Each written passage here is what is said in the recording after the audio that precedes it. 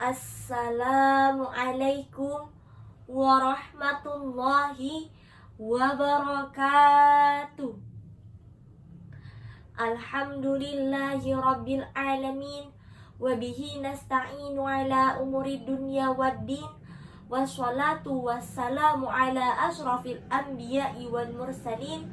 Wa ala alihi wa sahbihi ajmain, amma ba'd.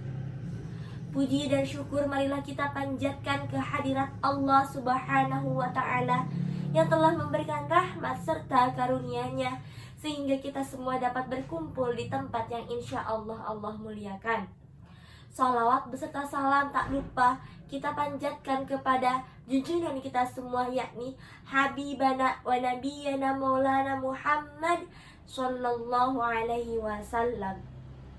Dewan juri yang saya hormati serta hadirin yang berbahagia. Pada zaman kali ini banyak manusia yang sibuk mencari validasi dari orang lain. Mereka berlomba-lomba mencari validasi tersebut agar mereka dapat diterima dan dihormati oleh kalangan masyarakat yang lebih luas. Ada yang sibuk mencari popularitas, ada yang sibuk mencari harta benda, bahkan ada yang sibuk mencari berbagai macam gelar agar mereka semua dapat dihargai dan dihormati oleh kalangan masyarakat yang lebih luas. Namun, apa dengan begitu mereka dapat berbahagia? Apakah mereka mendapatkan kebahagiaan yang sesungguhnya? Sebagian besar dari mereka tidak mendapatkan kebahagiaan yang sesungguhnya. Mereka merasa bahwa kehidupannya jauh dari Allah Subhanahu wa ta'ala dan diri mereka, hati mereka merasakan kekosongan. Mengapa hal ini bisa terjadi? Karena mereka semua hanya berorientasi pada kehidupan dunia saja tanpa mengiringi kehidupan dunia dengan kehidupan akhirat. Maka dari itu, pada kesempatan kali ini saya membawakan judul ceramah yang berjudul Mencari Makna Kehidupan dengan Beribadah untuk Mencapai Kebahagiaan. Hadirin yang berbahagia, Allah Subhanahu wa ta'ala berfirman dalam Quran surat Az-Zariyat ayat 56. A'udzu billahi minasyaitonir rajim. Bismillahirrahmanirrahim. Wa ma khalaqtul jinna wal insa illa liya'budun. Yang artinya, dan sesungguhnya aku menciptakan jin dan manusia hanya untuk beribadah kepadaku. Selain daripada itu, dalam kitab Zubdatut Tafsir min Fathil Qadir karya Syekh Dr. Muhammad Sulaiman Al-Ashqar dijelaskan bahwa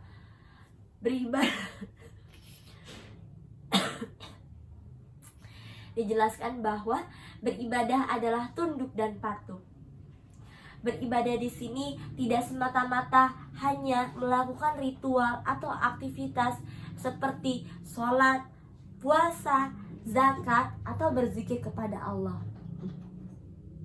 Namun lebih daripada itu, beribadah di sini adalah melibatkan seluruh aktivitas kita dengan melibatkan Allah Subhanahu wa ta'ala dalam kehidupan sehari-hari. Sebagaimana contohnya, kita sebagai pelajar melibatkan Allah Subhanahu wa ta'ala dalam proses belajar kita.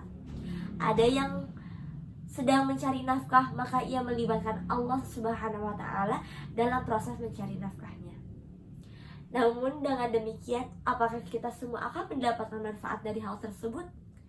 Tentu saja Allah akan menjaga proses dalam belajar dan mencari nafkah kita dari berbagai macam godaan syaitan dan menghindarkan kita dari berbagai macam hal-hal yang tidak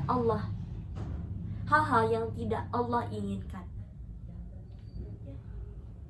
Selain daripada itu, Allah Subhanahu wa ta'ala juga berfirman dalam Quran surat Ar-Ra'd ayat 28.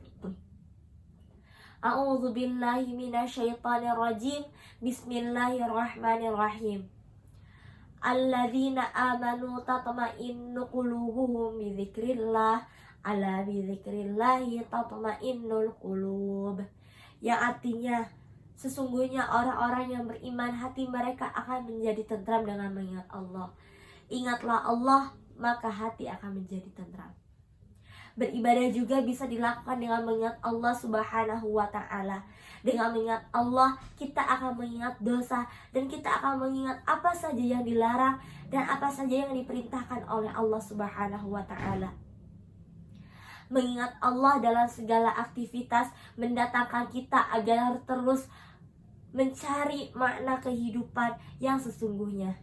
Dengan mengingat Allah, kita akan terhindar dari berbagai macam aktivitas yang negatif dan juga meningkatkan emosi positif yang ada dalam diri kita. Hadirin yang berbahagia, dalam sebuah penelitian karya Khairi dan kawan-kawan dijelaskan bahwa ibadah memiliki banyak manfaat, khususnya ibadah sholat. Ibadah sholat dapat meningkatkan kedamaian dalam diri kita dan juga meningkatkan kedisiplinan pada diri kita. Selain daripada itu, dengan sholat kita akan mendapatkan berbagai macam emosi positif yang ada dalam diri kita. Maka dari penelitian saja sudah menjelaskan bahwasannya beribadah itu banyak mendapatkan manfaat bagi kehidupan sehari-hari dan juga akan menjadi bekal bagi kehidupan kita nantinya di akhirat. Hadirin yang berbahagia, selain daripada beribadah dan mengingat Allah, kita juga dianjurkan untuk bersyukur. Bersyukur adalah proses di mana kita menerima atas apa yang sesungguhnya milik kita. Dan proses bersyukur ini tidak serta-merta hanya mengucapkan Alhamdulillah.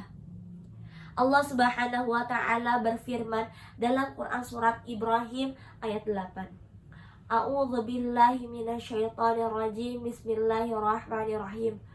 Wa idz ta'azzana rabbukum la in syakartum la azidannakum wa la in kafartum inna 'adzabi lasyadid. Yang artinya, dan sesungguhnya jika kalian bersyukur niscaya aku akan menambah nikmatmu. Namun jika kalian mengingkari, sesungguhnya azabku sangatlah pedih. Dalam hal tersebut dijelaskan bahwa kita semua sebagai umat manusia sepatutnya harus bersyukur atas nikmat yang telah Allah berikan. Bersyukur di sini kita memanfaatkan apa yang diberikan oleh Allah dengan melakukan berbagai macam aktivitas yang dianjurkan oleh Allah Subhanahu wa Ta'ala. Kita diberikan kesehatan, maka lakukan beribadah kepada Allah dengan taqarruban ilallah, yaitu mendekatkan diri dengan Allah Subhanahu wa Ta'ala. Kita memiliki banyak rezeki, maka berbagilah dari hasil rezeki tersebut kepada lingkungan sekitar kita. Maka niscaya kebersyukuran itu akan didapatkan dan kebahagiaan juga akan didapatkan. Hadirin yang berbahagia, dalam kajian ilmu psikologi dijelaskan bahwa dengan bersyukur hati kita akan terus diisi oleh hal-hal emosi yang positif. Selain daripada itu, kebersyukuran juga dapat meningkatkan kehidupan. Selain daripada itu, kebersyukuran juga akan meningkatkan taraf kehidupan kita sebagai manusia. Maka sepatutnya kita manusia dapat mencari makna kehidupan dengan hal-hal yang bermanfaat, dengan beribadah, berzikir dengan Allah, dan juga bersyukur atas nikmat yang telah Allah berikan. Semoga apa yang dapat saya sampaikan dapat bermanfaat bagi kita semua. Dan saya akan menutup ceramah kali ini dengan doa agar kita semua selalu taat dan selalu berada dalam jalan yang benar. Ya muqallibal qulub, sabit qulubana ala dinika wa ta'atik. Amin ya Allah ya Rabbal Alamin. Cukup sekian ceramah yang dapat saya sampaikan. Semoga bermanfaat bagi kita semua. Mohon maaf bila terjadi banyak kesalahan. Unzur maqala wala tanzur man qala. Sekian dari saya. Wassalamualaikum warahmatullahi wabarakatuh.